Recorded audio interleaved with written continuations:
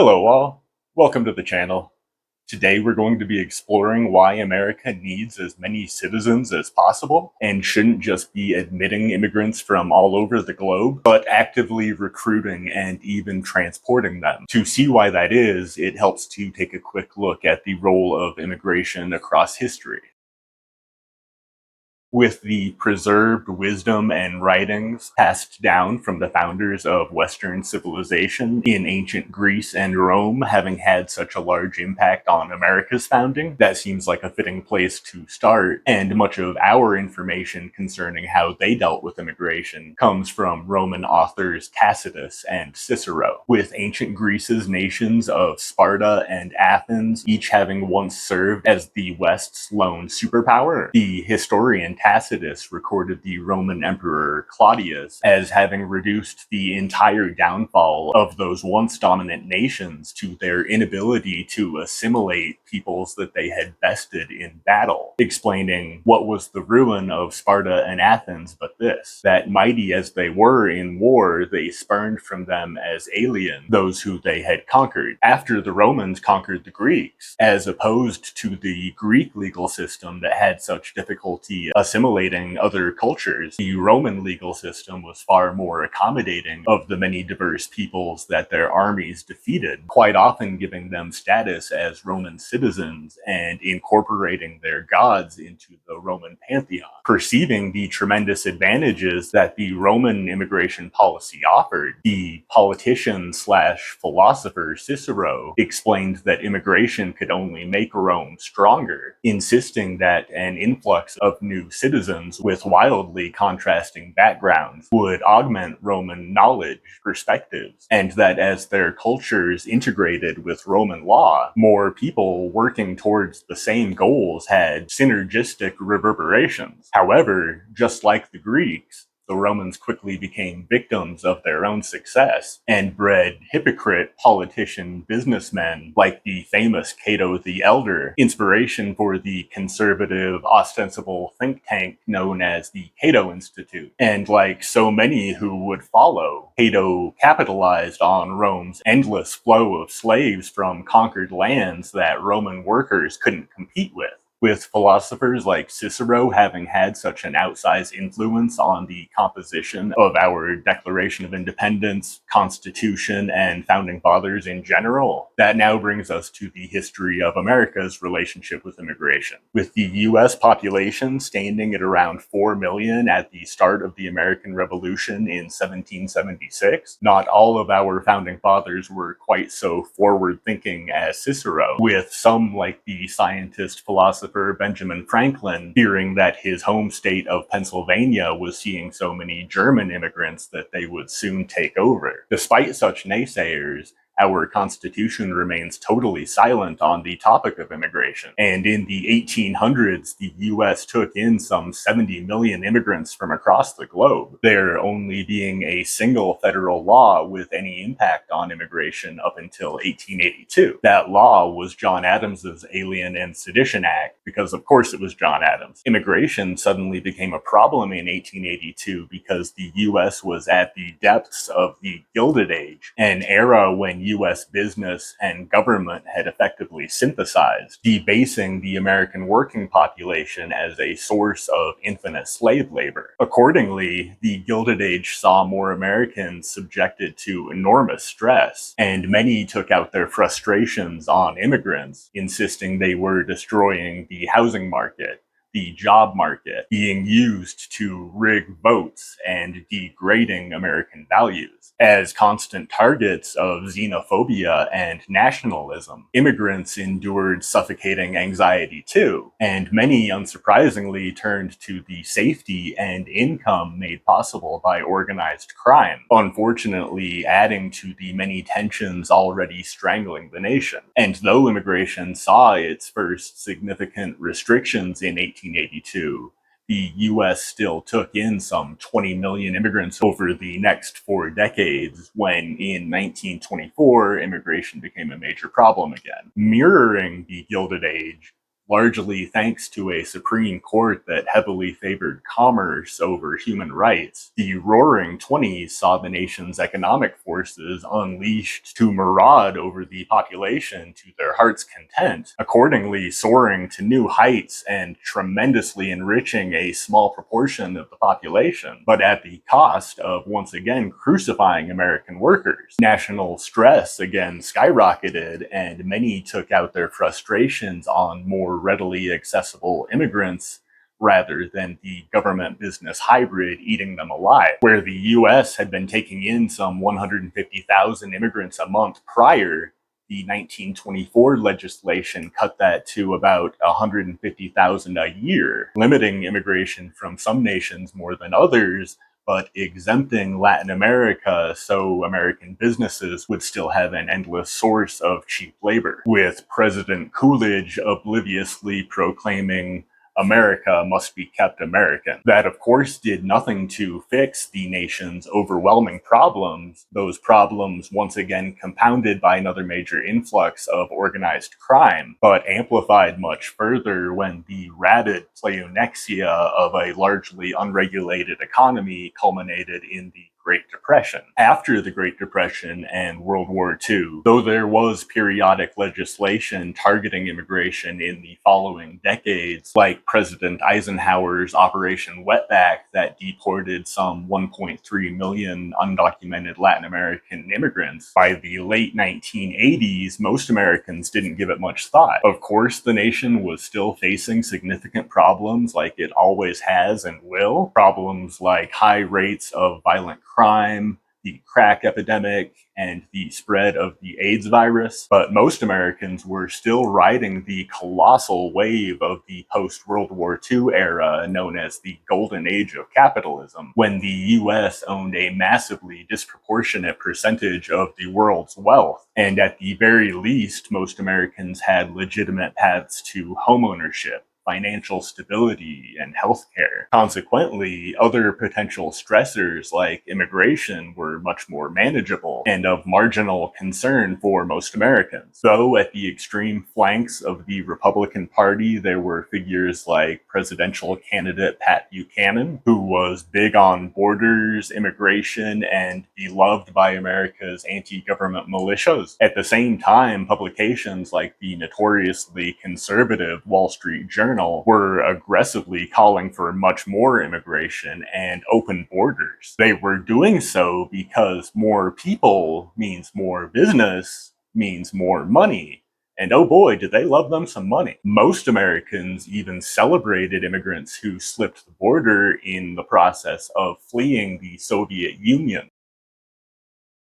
That all came to a crashing halt and national whiplash following the terror attacks of 9/11. Out of nowhere, national stress went stratospheric. Borders became paramount, and many took out their frustrations on immigrants, particularly those of Middle Eastern background. At the same time, the average citizen's economic stress was starting an upward trend too, and President Bush II's tremendous tax cuts for himself and the nation's most wealthy did likewise for the national debt, exacerbated by spending trillions waging his inept war on terror. Though it had been a problem prior, legislation passed under the Clinton administration continued to push millions more manufacturing jobs overseas, making the US economy far more dependent on service jobs, where American aristocracy could command an effectively infinite army of slaves without calling it slavery. And just as an aside,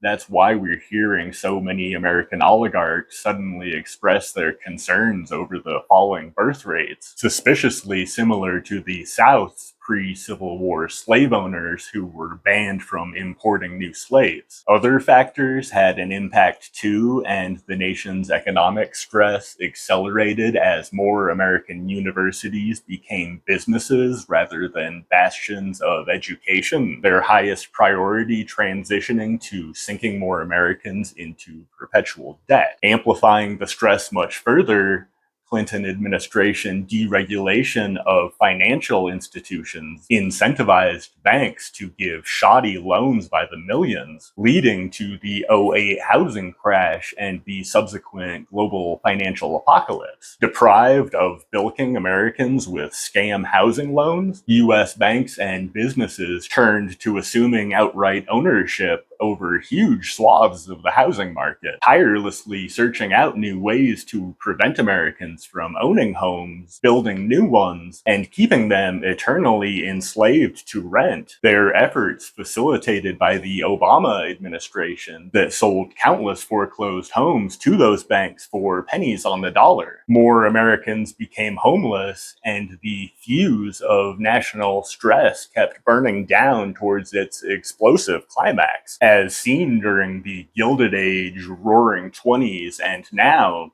immigration tends to become a problem as more Americans are kept in a chokehold by the fusion of business and government. And the supposed solutions enacted by the Trump administration will quite intentionally dig the pit America is in much deeper, recognizing immigration as a particularly effective political tool. In recent years, US politicians have capitalized immensely on fomenting public fear and hate towards the exodus of refugees fleeing nations that the US is largely responsible for making, as Trump would say, shitholes. They're fleeing nations sabotaged by US economic sanctions that strangle their country in ways that have little impact on their oligarchs, but crushing consequences for their citizen slaves. They're fleeing nations ruled by tyrants, where genuinely insatiable US drug abuse ensures unspeakably sadistic cartels effectively govern entire countries. Alongside our fear and hate-mongering politicians, much American media has taken up the crusade against immigration too, where billionaires with political agendas use their arms of media to paint all undocumented immigrants as dangerous criminals and spotlight crimes committed by immigrants, suspiciously similar to how Southern newspapers publicized crime prior to the Civil War. They work constantly to make American citizens fear undocumented immigrants, even though they're less likely to commit crime. And to me, the whole logic of the situation is absolutely absurd. Like, if you were an immigrant in a nation that had problems with racism and corrupt police forces, wouldn't you do everything you could to make sure you were never under their thumb? Avoid their legal system at all costs? Many see America as repeating history and having entered a new Gilded Age, recreating the late 1800s and perhaps most repulsively displayed in Trump's vacuous, literal gilding of the Oval Office, or his extensive meddling in the governments of South America. But many of our politicians having also recognized immigration as an effective financial tool, not so different from how they profit from the arms industry. Our so-called representatives employ the fear and hate that they're so adept at cultivating to drive public support for the proliferation of privately owned immigration detention centers that they are politically and sometimes even financially invested in, with the taxpayer cost of detaining, housing, feeding, guarding, processing, and deporting immigrants being quite comparable to the cost of investing in them and America's future by providing them with housing, education, making them American citizens with American values, and giving them legitimate personal interest in contributing to our nation's success. Our supposed representatives have instead chosen to destroy immigrant families by the thousands and set their kids up for failure by leaving them malnourished, uneducated, and leaving them immersed in tremendous anxiety that often has lifelong consequences. Thousands of combined years of human life are being thoughtlessly vaporized in decrepit prison camps. And our representatives aren't just betraying you, but your children and America's future in the name of preserving their seat in office and stuffing their own pockets. Much like political conditions of the post-Civil War South, where Republicans were accused of manipulating votes by appealing to ex-slaves. Many now subscribe to conspiracy theories of devious Democrats coaxing immigrants to vote by the millions, readily overlooking the total lack of evidence. Evidence so many have been laboring exhaustively to produce for years now and keep promising is right around the corner. Given that conspiracy theories also flourish as populations endure more stress, others have been resurrecting much darker machinations like the conspiracy theory known as the Great Replacement theory, yet again recreating history by claiming that dastardly immigrants are on a mission to annihilate white America's genetic and cultural superiority. In the overbearing stress of the Roaring Twenties, that theory was propelled by figures like Madison Grant, who wrote, "We Americans must realize that the altruistic ideals that made America an asylum for the oppressed are sweeping the nation towards a racial abyss. This generation must completely repudiate the proud boasts of our fathers, that they acknowledged no distinction in race, creed, or color, or else turn the page of history and write Finis America." In modern times, we're seeing members of Congress and media figures like Tucker Carlson push euphemisms for Great Replacement theory, making it more palatable for public consumption by warning that diversity is a major threat to America and waging a war on DEI. The tragic reality here is that they are absolutely correct. Diversity is a huge problem for top-down cultures and governments like autocracies, theocracies, and fascists. It's a huge problem for the type of nation they want America to be. Or as some have framed it, there's nothing more conformist than fascism. Governments like those of modern China, Russia, and India require their populations to be as conformist and homogenized as possible because the stability and social cohesion of any nation rests on the shared knowledge and values of its population. And the wider spectrum of ideas and concepts that tend to accompany greater diversity expose the inevitable inconsistencies and contradictions in their fascist ideology, being a major threat to their social pyramid scheme. Across history, top-down governments use immigration as a weapon just like they use every other resource. And far from being the mindless slogan that many are now portraying it as, America is the only nation where diversity is our superpower because our country was founded on objective morals applicable to the entire globe. Those are the shared knowledge and values that are America's bridge to stability and social cohesion, but it's up to you to cross it. Like the philosopher Socrates, who taught that the perfect human is all humans combined, American culture genuinely is superior because all of the world's cultures comprise it.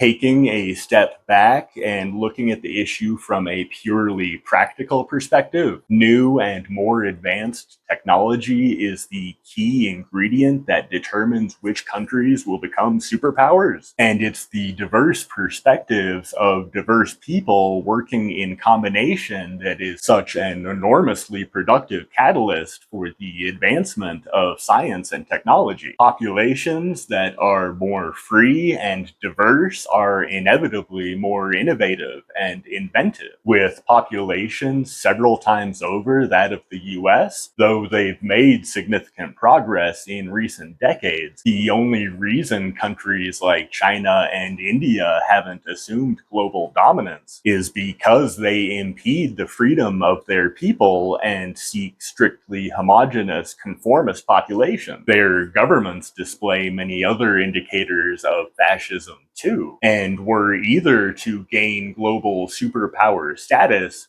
they would do nothing more than continue humanity's 10,000 year cycle of government slavery and warfare. Many in US government are now laboring feverishly to make America just like China and India. And though in the 1990s the US was briefly the world's lone superpower and had the opportunity to implement American values on a global scale to such an extent that some began calling it the end of history, as in the end of that 10,000 year cycle, it's unbelievably preposterous that now we're hearing sophist morons like Secretary of State Marco Rubio talking about the post-American world order, among the strongest evidence yet that our government has totally forfeited and betrayed our nation's founding values. Much like the previously mentioned eugenics enthusiast Madison Grant, who recognized and rejected the objective values that America was founded on, immigration has only ever been a problem for people who don't uphold America's founding values and seek to push the nation toward the nihilism of autocracy, monarchy, and oligarchy. The overwhelming majority of the world's population want nothing more than peace and progress. Most people naturally gravitate to objective morals, and most of the people who don't can be persuaded to take them up because they're in the genuine best self-interest of everyone and to varying extents embedded in human DNA. The US needs as many citizens as possible because the world needs as many people who hold objective morals as possible. We should be recruiting citizens of other nations by the millions, giving them free transport, and building new probationary cities stocked with facilities to teach and monitor their adoption of American value. Our culture seems so enamored with money and business. Don't you see the infinite business opportunities that would make? We should be stripping the world's neo-monarchies of their slaves, leaving countries like North Korea barren and men like Kim Jong-un ruling over nothing more than a mound of dirt. Immigration is a tremendous boon to nations that don't enslave their citizens. But millions of Americans are taking out their frustrations from a government that's betrayed them on immigrants, harming themselves and the nation in the process, while endlessly enriching their oligarch slave masters. Anyone who is against immigration is looking to benefit themselves and the groups they belong to at a cost to the country. Stepping outside of the dystopian, bizarro modern world of American culture and seeing immigration for what it is demands persistent effort and self-education, particularly the study of history and human nature, but I'll try to pick out some of the highlights in coming videos.